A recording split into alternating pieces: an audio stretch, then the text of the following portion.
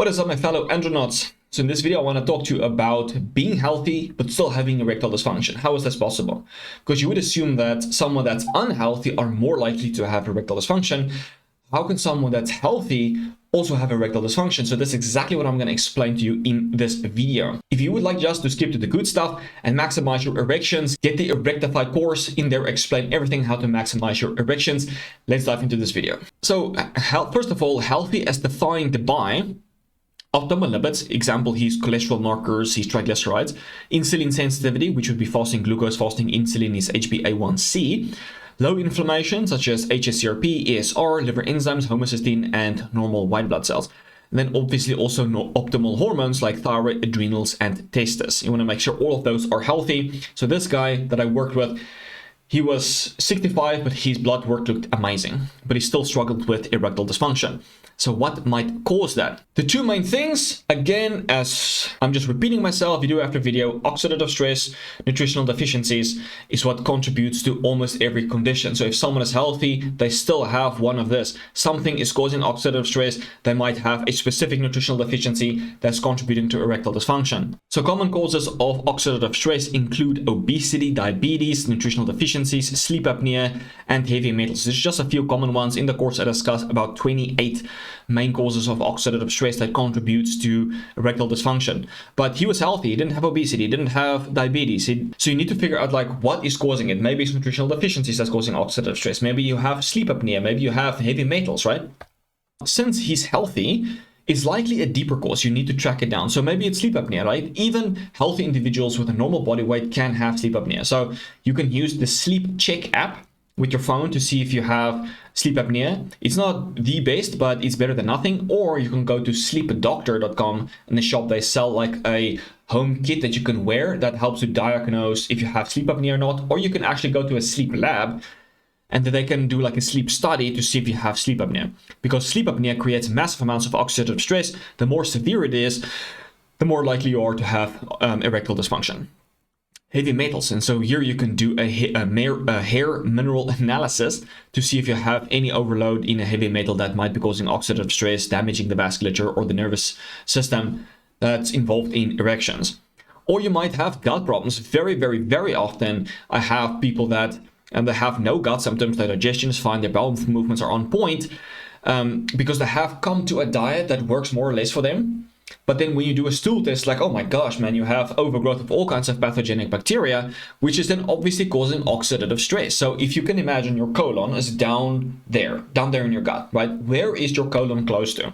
It's close to your prostate, it's close to your testes, it's close to your penor, right? So you might end up with varicocele, you might end up with prostatitis, hemorrhoids, erectile dysfunction, because it causes inflammation in that vicinity. You might even get low back pain because of that inflammation being created in that vicinity, causing issues. On to nutritional deficiencies. I've shown this graph many times before, but this is the production of nitric oxide, and so the folate cycle is connected to the BH4 cycle. The BH4 is the cofactor for the production of nitric oxide.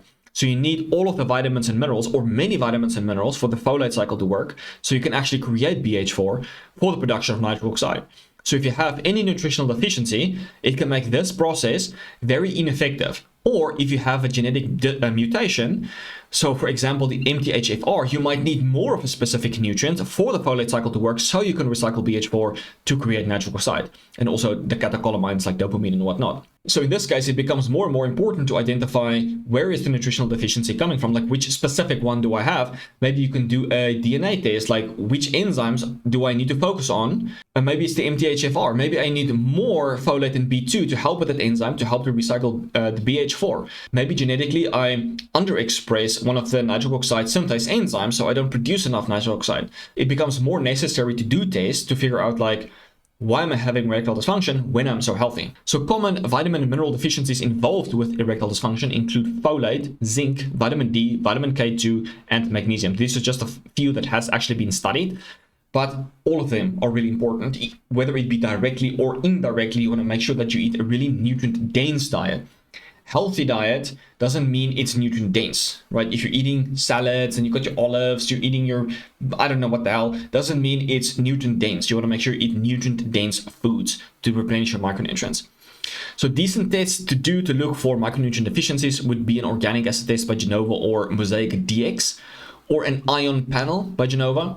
And then you can also do an H. pylori test. There's a connection between H. pylori and erectile dysfunction, because when you have H. pylori, it reduces stomach acid, so you're not actually releasing enough stomach acid for the proper digestion and absorption of various nutrients like folate, magnesium, and zinc. That's crucial for erections.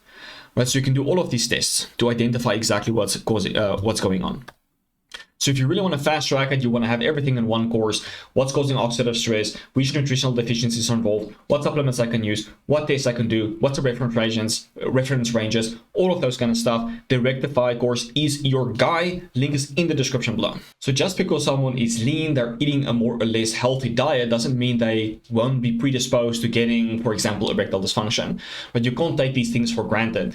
Being lean doesn't mean you're healthy. There's many things that can be the problem. So as I mentioned, the two main things would be oxidative stress, nutritional deficiencies, right? If someone is overweight, they're obese, they have sleep apnea, like those are low-hanging fruit that's easy to identify. Okay, let's fix my erectile dysfunction, I'm going to lose weight, improve my diet. It's like low-hanging fruits. But the more healthy you are, the more important it becomes to do tests to identify where specifically my issue is, so that I can use specific supplements to fix the root cause. Alright guys, so I hope this video was helpful. If you have any questions, please drop them in the comments below. If you have an interesting story about a specific supplement that solved your issue, or a specific condition you had that led to erectile dysfunction, I would love to hear that from you guys as well. And I will check you in the next one. Cheers guys.